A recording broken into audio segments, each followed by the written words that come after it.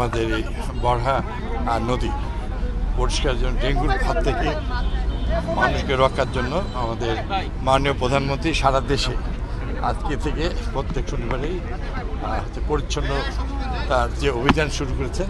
সেই হিসেবে বরহা নদী এটা অনেক প্রাচীন নদী।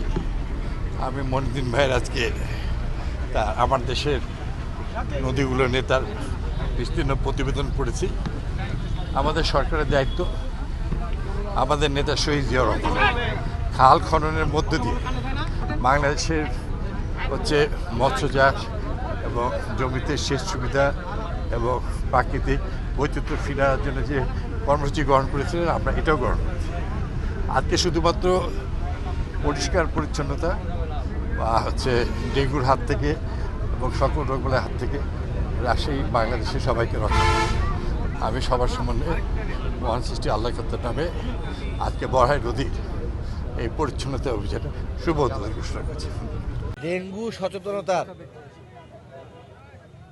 অংশ হিসাবে দেশবাসীকে যে আহ্বান জানিয়েছি, নিজের ঘর বাড়ি এলাকা, তার বাড়ির আশেপাশে এবং নির্দিষ্ট এলাকা সমূহ নিজ নিজ সবাই যেন আমরা ডেঙ্গুর এই উপদ্রব থেকে পাশাপাশি স্বাস্থ্যসম্মত রাখার জন্য পরিষ্কার পরিচ্ছন্ন আমরা অভিযান শুরু করেছি।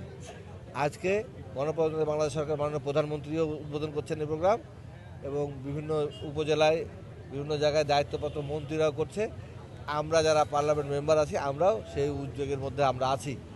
সেজন্য আমরা এটাকে তৃণমূলের যে সমস্ত ইউনিয়ন পরিষদের মেম্বাররাও আছে অথবা প্রশাসনিক কর্মকর্তারা যারা দায়িত্বে আছে, চেয়ারম্যান তাদের প্রত্যেককে আমরা এইভাবে বলা হয়েছে যে এই সচেতনতা প্রোগ্রামটা সবাই করতে হবে। সেই ধারাবাহিকতায় আমরা এই বারনা নদীর সাথে যে একটা মস্ত বড় খাল, এই উপজেলার এই বারনাই নদীর যে খাল, সেই খালটাকে আমরা পরিষ্কার রাখার চেষ্টা করছি।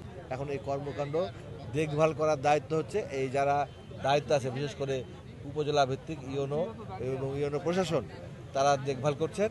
এবং এটা আজকের জন্য না, প্রতি শনিবারে এখন বাংলাদেশে এই প্রোগ্রামটা রাখার জন্য মন্ত্রী মহোদয়, প্রধানমন্ত্রী তারেক রহমান সাহেব সবাইকে অনুরোধ করেছেন এবং নির্দেশনাও দিয়েছেন।